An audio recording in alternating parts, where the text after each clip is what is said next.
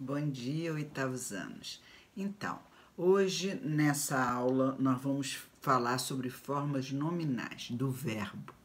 O que elas são formas nominais? Formas nominais porque elas, dentro de um contexto, dentro de uma frase, essas formas podem ser usadas como substantivo, adjetivo ou advérbio, que são nomes, né? E não são verbos. Então, são três as formas nominais.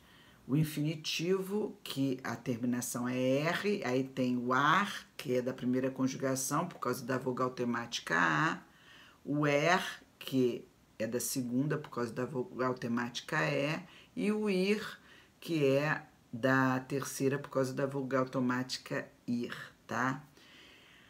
Então, são os verbos andar, vender, partir. Dei um exemplo de cada conjugação. Gerúndio, ele termina em NDO. O gerúndio dá sempre uma ideia de ação continuada, é um processo de ação. Então, temos acordando, agradecendo, esperando, etc. E o particípio é o resultado, já está feita a ação. Então, o resultado da ação. Ela termina pode ser em do a terminação, mas pode ser ado ou ido. Então, acordado, agradecido, esperado, etc. Bom, então vamos ver o infinitivo, que é a primeira. O infinitivo pessoal é aquele infinitivo que conjuga, tá? Ele vai fazer sempre com as mesmas terminações, começando o primeiro por R. Então, nós temos, por exemplo, andar, andar, andares, andar, andarmos, andardes, andarem, sempre. Vender, vender, venderes, vender, vendermos, venderes, venderem, e etc. Então, o infinitivo pessoal, ele não se pessoal, ele se refere a uma pessoa, ele tem um sujeito, certo? Então, nós temos, por exemplo, ouvi eles levantarem devagar. Quem levantarem? Eles, sujeito eles. Unirem esforços é o que tem de fazer. Quem? Nós, eles, unirem esforços. É o que eles têm que fazer. Por serem vocês, etc. Então, ele vai ter sempre um sujeito. O infinitivo impessoal, ao contrário. Ele não se refere nem à primeira, nem à segunda, nem à terceira pessoa. Ele está sempre terminado em R. Amar, vender, comer, né? E ele, por exemplo, pode ser usado como substantivo se precedido de artigo ou como sujeito. Quer ver, ó?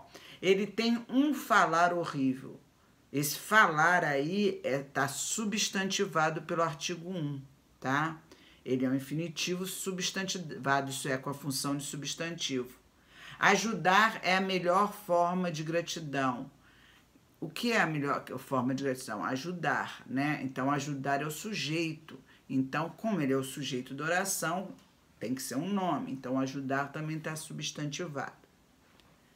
Muito bem. Agora, vamos ver o gerúndio. O gerúndio, ele termina em NDO. Então, ele sempre vai dar aquela ideia de processo em andamento, né?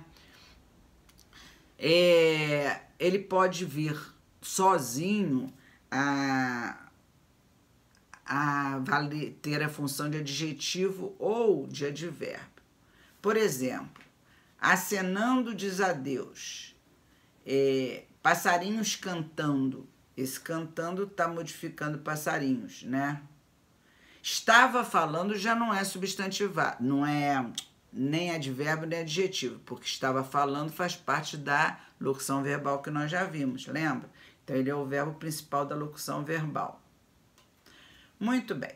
E aí vem o particípio. O particípio, ele pode ser regular ou irregular. Tem alguns verbos que têm o particípio regular e irregular, por isso eles são chamados abundantes. E outros verbos que só têm o particípio regular ou que só têm o particípio irregular. Por exemplo, escrever. O particípio é escrito. Escrevido não existe. Já morrer tem morrido e morto. Então, ele é abundante, certo? Bom, Então, o particípio regular, ele termina em do, ado ou do, ido, né? Ado e ido. Então, tinha fritado. Nesse caso, eu tenho um tempo composto, lembra? Tinha, verbo ter, fritado.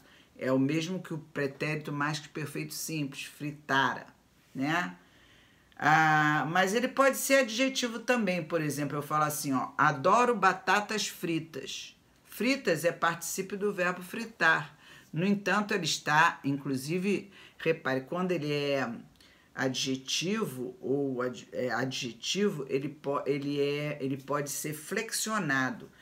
Adoro batatas fritas. Ele vai concordar com batatas porque ele está com o papel de adjetivo, certo? Quando você fala assim, aqui tudo é aceito com carinho, é o particípio irregular do verbo aceitar.